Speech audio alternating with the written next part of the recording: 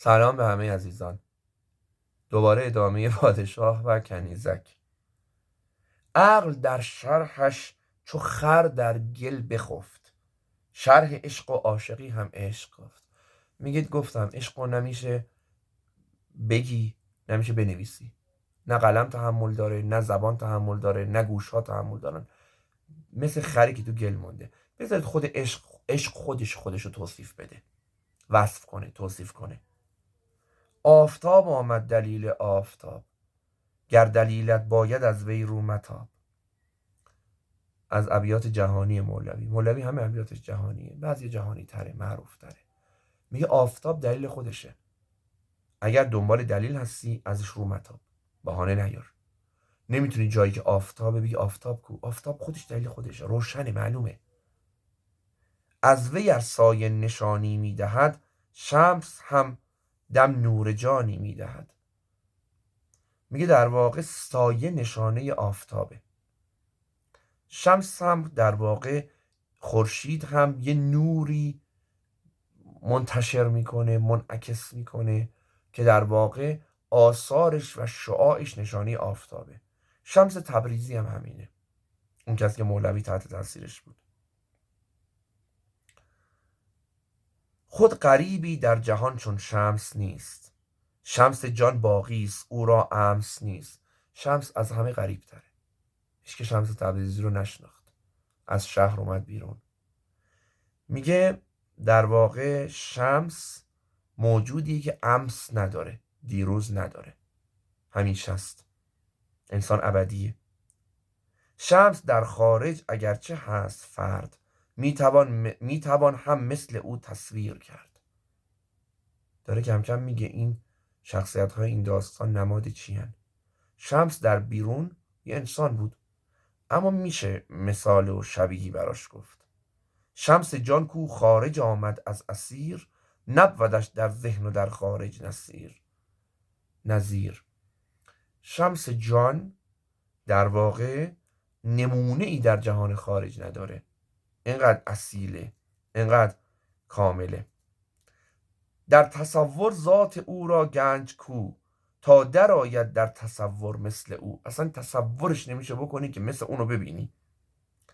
واجب آید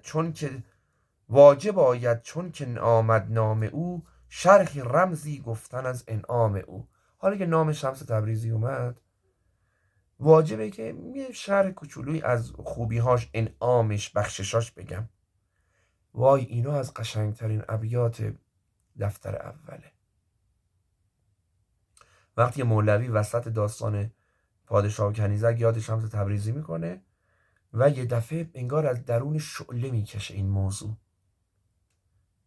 این نفس جان دامنم برتافته است، بوی پیراهان یوسف یافته است. یعقوب بعد از حدود 40 سال دوری یوسف، سوره یوسف میگه گفت بوی به یوسف رو میفهمم، بوی پیراهن یوسف رو. گفتم تو دیوونه شدی، یوسف گم شده، بوی پیراهنش کجا بود؟ چطور داره میگه بوی پیراهن یوسف رو میفهمم؟ میگه الان انگار منم همچه حالتی پیدا کردم، انگار جانم بوی پیراهن یوسف فهمیده. از برای حق صحبت سالها، بازگو حالی از آن خوشحالها. ما حق صحبت داشتیم، معاشرت داشتیم، مصاحبت داشتیم، از برای حق اون قضیه هم که شده حالی از اون خوشحالها بگو. آدمای حالشون خوش بود اون زمان. تا زمین و آسمان خندان شود، عقل و روح و دیده صد چندان شود.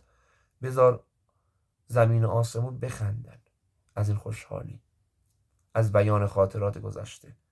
عقل و روح و دیده 100 برابر بشه. من چه گویم یک رگم هوشیار نیست، شرح آن یاری که او را یار نیست.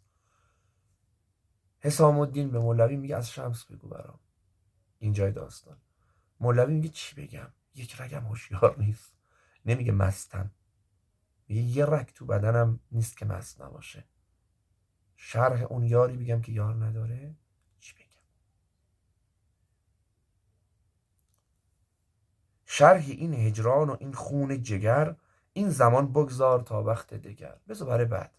مولوی به حسام الدین میگه قال اطعمنی فانی جائع و اتجل فالوقت سیف قاطع. حسام الدین به مولوی میگه در واقع اطعمنی، طعامم بده، من گرسنه‌ام، عجله کن، وقت مثل شمشیری قاطع، برنده است، وقت برای کسی نمیمونه، میاد و میره. به تعبیر امام علی تو نهج البلاغه مثل ابر میمونن فرصتها. صوفی ابن الوقت باشد ای رفیق، نیست فردا گفتن از شرط طریق. از شرط راه نیست میگی فردا. این که الان خیلی ها میگن لحظه حال رو دریابید، اکهارتول و خیلی از بزرگان، این در آثار مولوی و عرفان قدیم خیلی بوده که میگه صوفی ابن الوقت، پسر زمانه، یعنی تو لحظه زندگی میکنه، لحظه رو در میابه، کاری به گذشته آینده نداره. مولوی خیلی جا اینو میگه، فکرت از ماضی و مستقبل بود، چون از این دو رست مشکل حل بود. میگه در واقع صوفی ابن الوقت، زمان رو میشناسه، زمان رو میشناسه، نگو فردا برات میگم، چون مولوی گفت بعدن از شمس میگم. تو مگر خود مرد صوفی نیستی، هست را ز نسیه خیزد نیستی. میگه در واقع نسیه نیستیه، تو میگه پایبند به این موضوع نیستی که ابن الوقت باشی. گفتمش پوشیده خوشتر سر یار، خود تو در ضمن حکایت گوش دار. میگه بهش گفتم، مولوی به حسام الدین میگه بذار اسرار دوست پوشیده باشه، در ضمن این داستان بهت میگم از شمس، بذار پوشیده بمونه، علنا نگم. خوشتر آن باشد که سر دلبران، گفته آید در حدیث دیگران. بهتره که یار اسرار آدمای دلبر رو دیگران بگن، تو حرفای اونا بیاد. گفت مکشوف و برهنه بی قلول، بازگو دفعم مده ای بوفضول. گفت بدون حیا، بدون صبر، آشکار، بدون خیانت بگو، هلم نده، کنارم نزن ای دارای فضائل. حسام الدین مولوی بگو داستانو، مکشوف بگو، نگو میخوام مخفی بگم در سر دیگران. پرده بردار و برهنه گو که من، می نخسبم با صنم با پیرهن. میگه پرده رو بردار، واضح بگو، می کسی کنار معشوقش با لباس میخوابه، من که لباس برام نمیخوام بکنم در مقابل، در کنار این حقیقت، واضح به من بگو. گفتم ار اوریان شود او در عیان، نی تو مانی نی کنارت نی میان. گفت من بغل نمی کنم معشوقو با لباس، لخت میشم. مولوی میگه خب اگر من حرف شمس رو اوریان بگم، دیگه تو و بغل تو هیچی باقی نمیمونه ها، میسوزه، همه رو میبره ها، نمیتونی بفهمی ها. آرزو میخواه لیک اندازه خواه، بر نتابد کوه را یک برگ کاه. کاه نمیتونه رو کوه اثر بذاره، آرزو داشته باش ولی اندازه. اوریان گفتن از شمس نمیشه. آفتابی که از وی این عالم فروخت، اندکی گر پیش آید جمله سوخت. آفتابی که عالم روشن میکنه یکم بیاد جلوتر از مدار خودش زمین میسوزه. فتنه و آشوب و خونریزی مجوی، پیش از این از شمس تبریزی مگوی. دنبال فتنه و آشوب نباش، خونریزی را ننداز، ول کن. این ندارد آخر از آغاز گوی، رو تمام این حکایت بازگوی. این حرف شمس تبریزی تموم نمیشه، برگرد حکایت رو از اول بگو و بگو که داستان چی بوده در واقع، این واقعیت مسئله چیه. گفت ای شه خلوتی کن خانه را، دور کن هم خویش و هم بیگانه را. مرد غریبه که تو خواب دیده بودش پادشاه، گفت خانه رو خلوت کن، نه فکر کنی غریبه ها، غریبه و آشنا رو بریز دور کن. کس ندارد گوش در دهلیزها، تا بپرسم زین کنیزک چیزها. دقت کن، کسی یواشکی گوش وای نسه، من یه چیزی از کنیزک بپرسم. خانه خالی ماند و یک دیار نی، جز طبیب و جز همان بیمار نی. فقط دکتره موند، همین غریبه، و دختره. خانه خالی ماند، هیچ که دیگه نموند. نرم نرمک گفت شهر تو کجاست، که علاج اهل هر شهری جداست. آروم به دختره گفت اهل کدوم شهری، چون از نظر طب من هر شهری علاج خودشونو دارن. وندران شهر از قرابت کیستت، خیشی و پیوستگی با چیستت. با کی دوستی، فامیلات کیان؟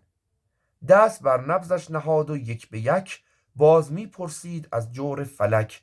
از سختی های روزگار، از جور آسمان و از دختره سوال میکرد. نبض دختره رو گرفته بود، یک به یک سوالاشو میکرد ببینه اون نبض دختره چه تغییر و تحولاتی توش ایجاد میشه. اینو انشالله دوستان داشته باشن این مطلبی که تا اینجا گفتیم، تا بقیه مطلب رو ادامهش رو بعدا خدمتتون بگیم. ممنون از لطفتون.